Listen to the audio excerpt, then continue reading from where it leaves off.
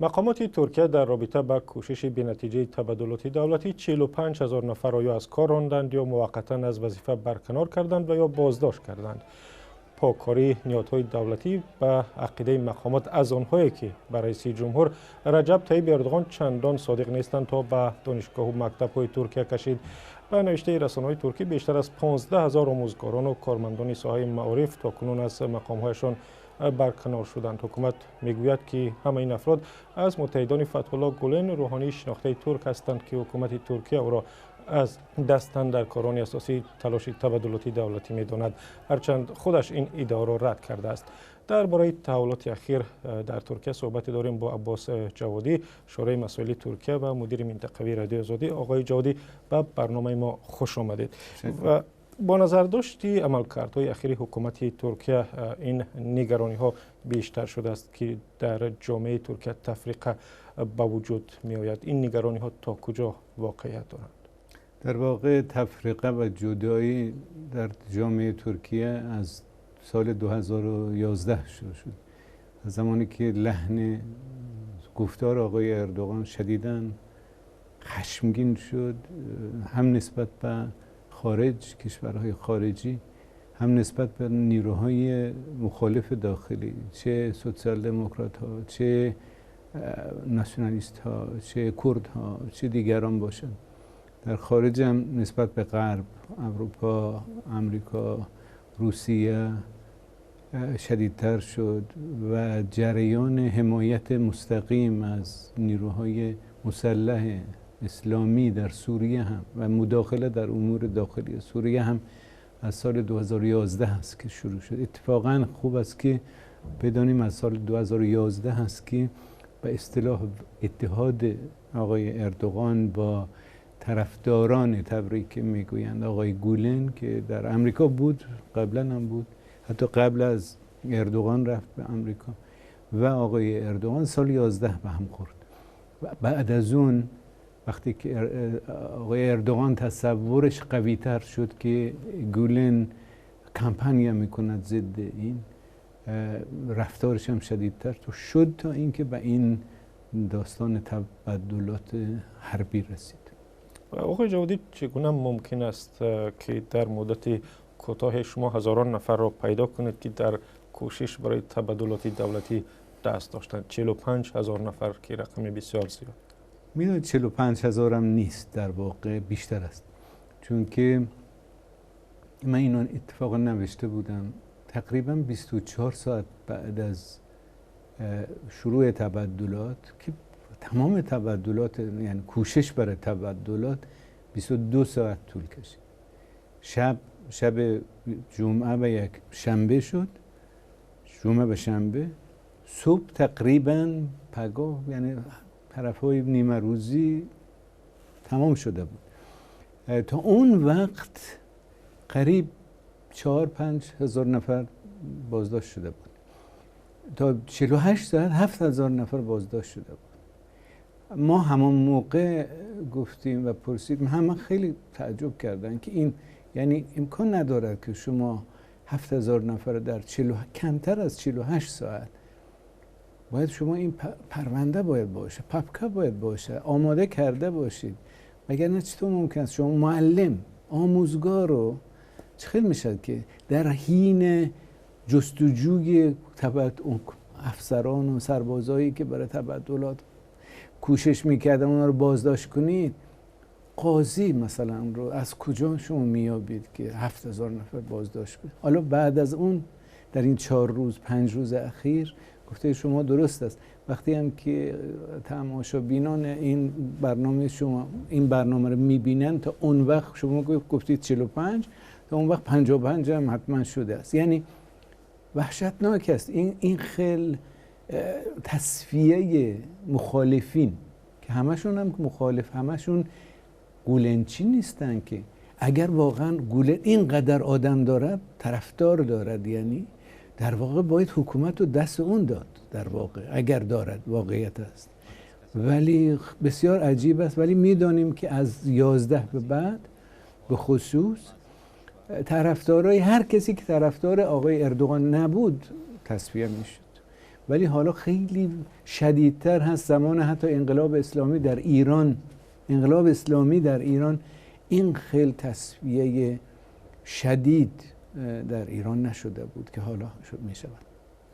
و اگر هرچند گفتن که تلاش تبادلات دولتی در ترکیه صحنه سازی شده بود و خودی اردوغان فکر کنم این ادعاها را رد کرده است و اگر واقعیت داشته باشد این تلاش برای تبادلات دولتی، آیا برکناری هزاران سرباز و افسر میتواند مشکلی مزمن یا کرونیکی مناسبت حکومت و ارتش ترکیه را که سالهای طولانی پیچیده بود رفع کند یا برعکس بدتر کند؟ به نظر من انصاف نیست که گفته شود یا نوعی اشاره، حتی غیر مستقیم اشاره شود که گویا همچی کوششی نبود و این ساخته هست. به نظر من این دور از انصاف است. هیچ کس این کارو نمی‌کنه. هیچ آدم عاقلی که ما مطمئنم همه مطمئن هستن که آقای اردوغان حداقل بسیار آدم عاقلی هست، زیرک هست. بنابراین این خیلی سپکولاتsia ها واقعا سودی به هیچ کس ندارد و به کجرا هم میبرد آدم. یعنی به هر صورت طبیعتاً بوده است هم چیزی.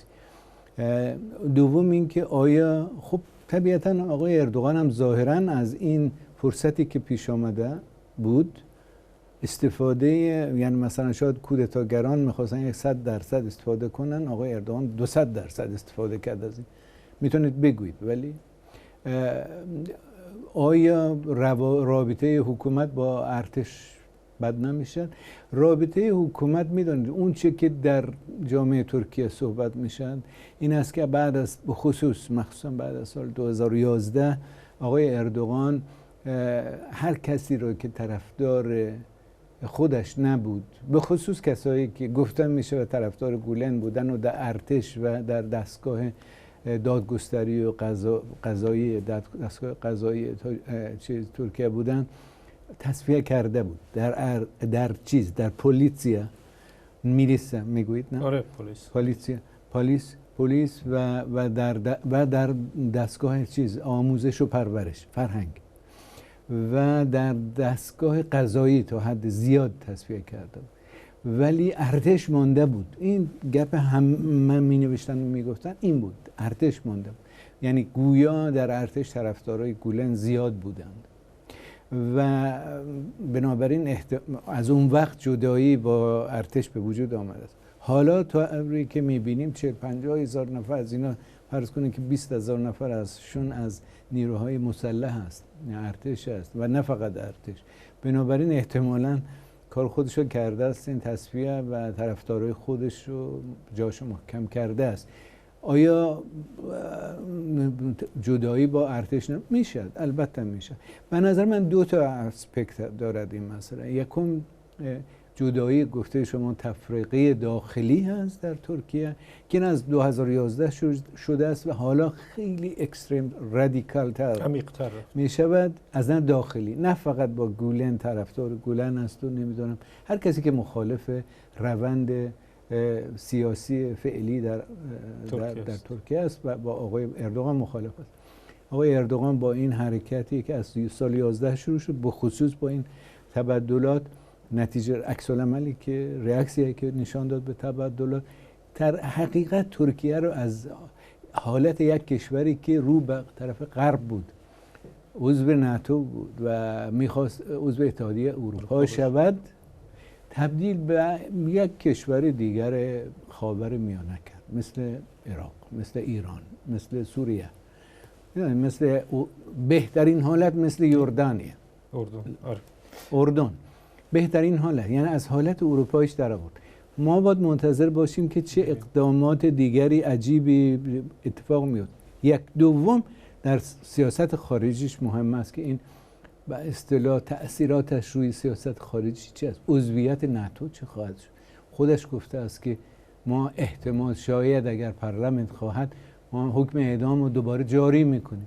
خب طبیعتا اگر حکم اعدام جاری کنند که به نظر من نخواهند کرد، علت دیگری دارد، سبب دیگری دارد، اگر بکنه اتحادیه اروپا از حالا گفته است اگر جاری کنن دیگر امکان عضویت ترکیه در اتحادیه اروپا خارج از امکان است. عضویت در ناتو اونم نمیدونیم.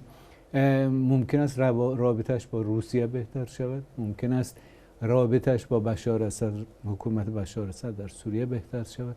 یعنی چی میگن، امپلیکاسیا میگویند، یعنی تأثیرات این چرخش کلانی هست حتی در زندگی عادی مردم عادی در ترکیه.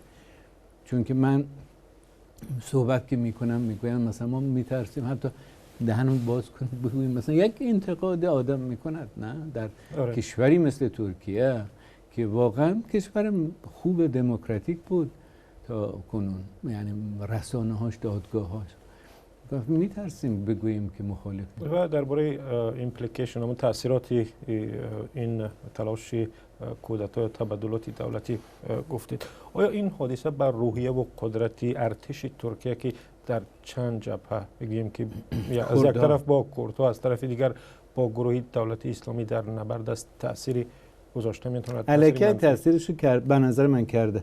در یک دیروز من میخواندم قریب 1/3 از 3/1 توان نظامی نیروهای مسلح ترکیه، یعنی همشون، ارتش و دستگاه های امنیتی و غیره ترکیه تقریبا تصفیه شدن، یعنی 2 از 3 دویش مانده است.